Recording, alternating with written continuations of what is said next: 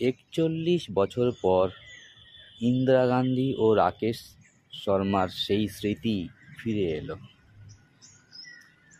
১৯৮৪-তে ভারতের প্রথম নভশ্চর রাকেশ শর্মা মহাকাশ থেকে কথা বলেছিলেন ভারতের তৎকালীন প্রধানমন্ত্রী ইন্দিরা গান্ধীর সঙ্গে। কাট টু ২০২৫, ফের একই দৃশ্য।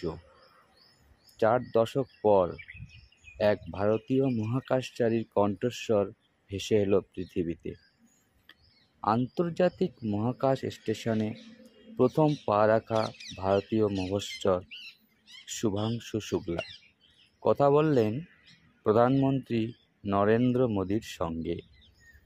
মহাকাশ থেকে ভারতকে কেমন লাগছে? ইন্দিরার প্রশ্নের উত্তরে রাকেশ সেদিন জানিয়েছিলেন, সারে জাহাঁ সে আচ্ছা। আর মোদীর প্রশ্নের উত্তরে শুভাংশুর জবাব, ভারতকে মহাকাশ থেকে ভব্য অর্থাৎ জমকালো দর্শনীয় লাগছে, মানচিত্রের চেয়েও বড়। ১৬ বার সূর্যোদয় ও ১৬ বার সূর্যাস্ত দেখছি।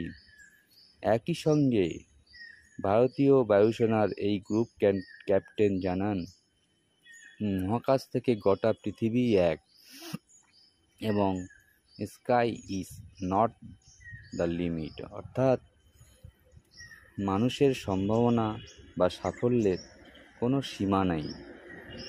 এই যাত্রা তার একার নয়, গোটা দেশের। সঙ্গে করে নিয়ে যাওয়া গাজরের হালুয়ার স্বাদ পেয়েছেন মহাকাশ স্টেশনে থাকা অন্য নভশ্চররাও। সেই তথ্যও তিনি জানালেন প্রধানমন্ত্রীকে। ইতিমধ্যে আন্তর্জাতিক মহাকাশ স্টেশনে তিনি ৪৯ ঘন্টা কাটিয়ে ফেলেছেন দেশের এই গর্ব নভশ্চর, সেটাও তিনি জানালেন। শুভাংশুকে প্রধানমন্ত্রীর বার্তা, ভারত থেকে আপনি দূরে রয়েছেন কিন্তু ভারতবাসীর হৃদয়ে আপনি রয়েছেন। পাল্টা মাতৃভূমির প্রতি কৃতজ্ঞতা জানালেন গ্রুপ ক্যাপ্টেন। যাই হোক, আপনি ভালো থাকুন। আপনি যে কাজে গেছেন, যে উদ্দেশ্যে গেছেন, যে গবেষণার কাজে আপনি গিয়েছেন, সেটা ভালোভাবে সম্পন্ন করুন। আপনি সম্পন্ন করার পর ভালোভাবে সুস্থভাবে ফিরে আসুন। ১৪০ কোটি ভারতীয় পরিবার আপনার জন্য অপেক্ষা করে রয়েছে। আপনার জন্য